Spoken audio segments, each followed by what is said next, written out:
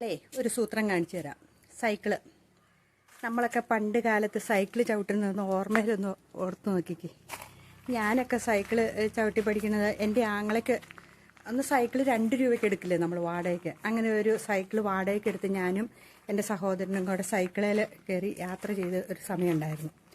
അപ്പോൾ അങ്ങനെ ഞങ്ങൾ പോയി കഴിയുമ്പം ചവിട്ടാനൊന്നും അറിയില്ല. ഏതെങ്കിലും ഒരു കയറ്റത്തിൻ്റെ മുകളിൽ കയറിയിട്ട് സൈക്കിൾ അങ്ങ് ഉന്തി വിടും.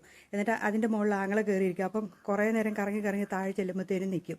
അങ്ങനെ 2 രൂപയുടെ അതിന് മണിക്കൂറുകൾക്കൊക്കെ അല്ലേ പൈസ.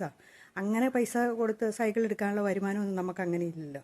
അപ്പോൾ അങ്ങനെ എടുത്ത് ചവിട്ടിയിട്ടുണ്ട്. പിന്നെ കുറേ കാലം കഴിഞ്ഞപ്പോൾ ഒരു സൈക്കിൾ മേടിച്ചിട്ട് സൈക്കിളിൽ ഞങ്ങൾ 2 പേരും കൂടെ ഇങ്ങനെ പോയി മറിഞ്ഞു വീണ് കാലയിലെ തോല് 2 പേര്, അന്ന് ഞങ്ങൾ ബോബനും മോളിൽ നിന്ന് അറിയപ്പെട്ടുകൊണ്ടിരുന്നത്. ഞങ്ങളുടെ 2 പേരുടെയും കാലയിലെ തോല് മുഴുവൻ പോയി. അത് അന്നൊക്കെ ഈ എന്നാ പറയണേ, റോളർ വന്ന് ഉരുട്ടാതെ ഈ മിറ്റിൽ കിടക്കണ റോഡിൽ അതിലൂടെയാണ് ഞങ്ങൾ സൈക്കിൾ ചവിട്ടി പഠിച്ചത്. അപ്പോൾ ഒന്ന് ഓർത്ത് നോക്കിയേ, തോല് പോയിട്ടുണ്ട്, പോയത് തന്നെയല്ലേ. അപ്പം ആ പഴയ ഓർമ്മകളിലേക്ക് ഒന്ന് പോയി. പിന്നെ ഞാൻ കുറേ കഴിഞ്ഞപ്പോൾ ഈ പോസ്റ്റ് ഓഫീസിൽ പോസ്റ്റ്മാൻ്റെ ഇതിന് വേണ്ടിയിട്ട് സൈക്കിൾ ചവിട്ടണം നിർബന്ധമല്ല. അപ്പം അങ്ങനെ പോസ്റ്റ്മാൻ്റെ ജോലിക്ക് വേണ്ടിയിട്ട് ഞാൻ സൈക്കിള് ചവിട്ടി പഠിച്ചു കേട്ടോ. അങ്ങനെ നമ്മൾ കുറച്ച് ദൂരം ചവിട്ടി കാണിച്ചു കൊടുക്കണം, പിന്നെ തിരിച്ച് വന്ന് അത് ഇറങ്ങണതും കാണിച്ചു കൊടുക്കണമായിരുന്നു. അപ്പം അതിന് വേണ്ടിയിട്ട് ഞാൻ സൈക്കിള് ഒരുമാതിരി നന്നായിട്ട് പഠിച്ചെടുത്തായിരുന്നു കേട്ടോ. അപ്പം അങ്ങനെ എൻ്റെ ജീവിതത്തിൽ സൈക്കിള് ഒരു വലിയ പാഠമാണ്. നിങ്ങളൊന്ന് ചിന്തിച്ച് നോക്കി.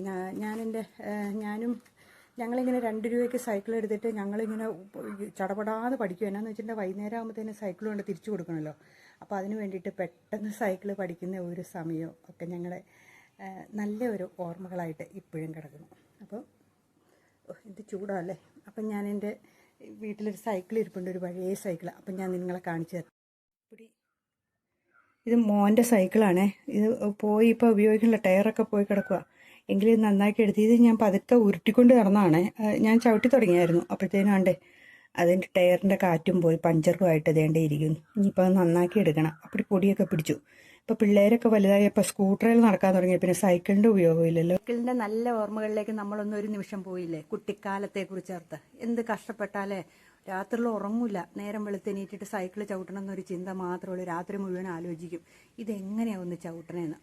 നമ്മൾ ആ സൈക്കിളിൻ്റെ ആ ത്രികോണം പോലെ ഇരിക്കണതിൻ്റെ അകത്തോടെ കാലിട്ടൊക്കെയല്ലേ ആദ്യം ചവിട്ടി പഠിക്കണേ.